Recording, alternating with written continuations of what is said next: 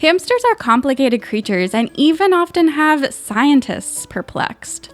You can watch your hamster run around their enclosure, eat, drink, sleep, but how do we actually know what they're truly feeling?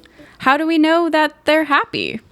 The thing with hamsters is that more often enough, it's easier to tell an unhappy hamster because they don't necessarily show happy behaviors like a dog who wags its tail or a cat that comes up to you purring. They more so just show normal hamster behaviors. A pair of researchers in the UK actually had conducted a study to try and measure happiness in hamsters.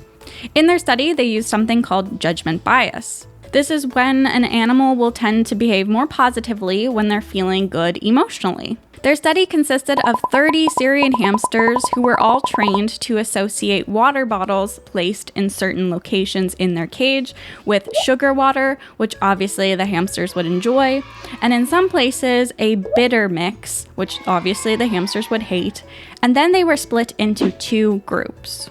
Group A lived a life full of extra toys, ramps, bedding, and hammocks, whereas Group B lived with only a small amount of bedding and a wheel.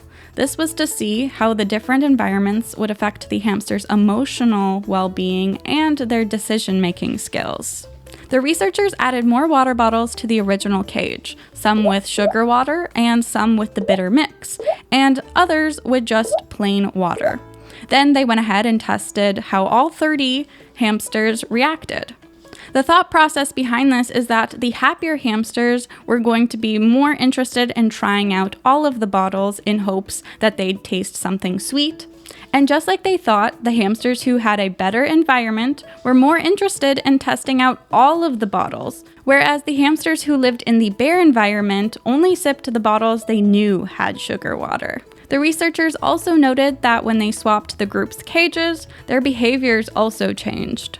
Now, of course, this wasn't a definite way to tell if the hamsters were happier or sadder, but this does show that providing a hamster with an environment full of enrichment does improve their well-being, which should be a no-brainer.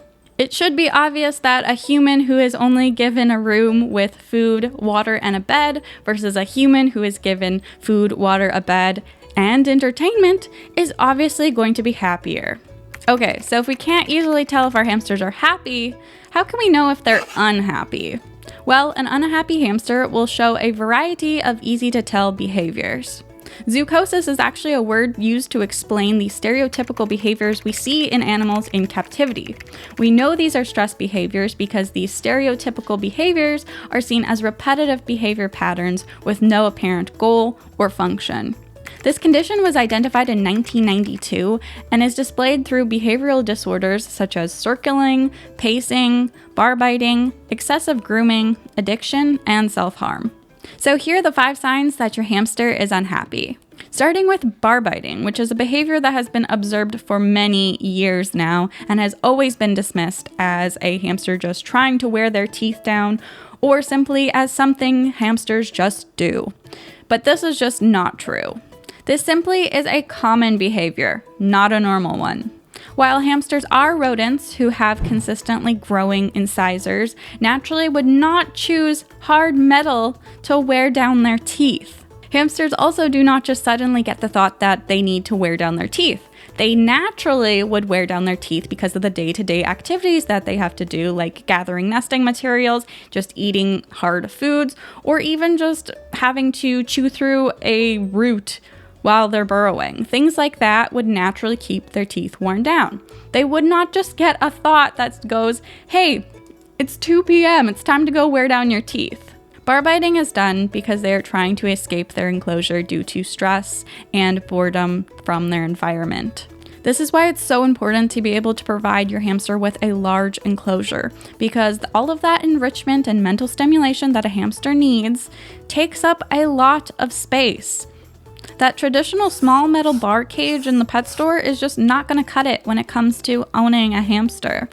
The next behavior is called monkey barring. This is another behavior that has been just looked at as another normal hamster behavior, or that their hamster just enjoys climbing. But in reality, hamsters are not arboreal animals. You would never see a hamster hanging out in a tree in the wild because they're ground dwellers. Their anatomy even proves this, and there's a reason why they have such a little tail. A hamster climbing the bars or hanging off the lid of the enclosure is once again a hamster trying to escape their environment. And if your hamster does seem to like climbing over things, there are safer ways to allow them to do so, like providing bridges, grapevine wood, and cork logs. Number 3, cage pacing.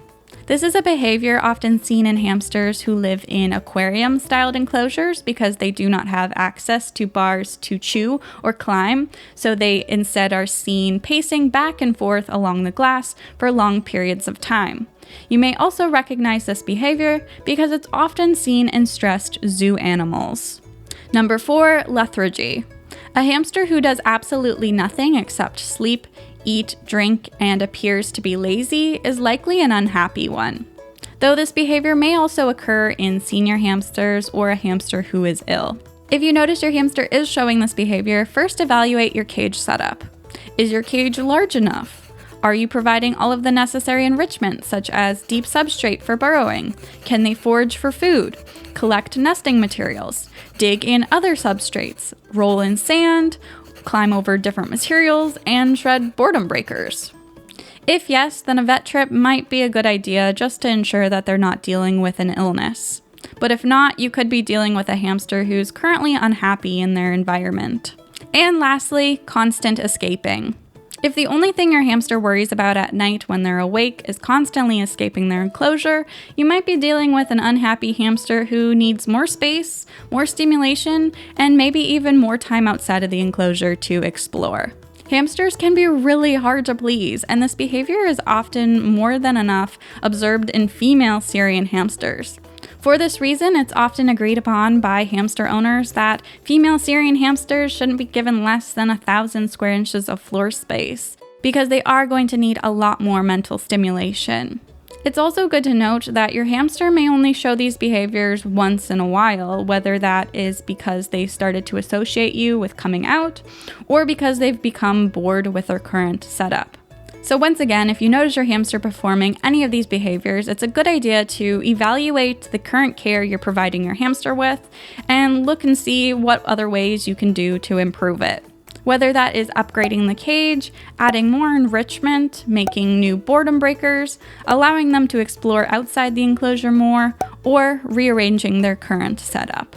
If you're interested in learning more about how to provide your hamster with enrichment, make sure you check out this video.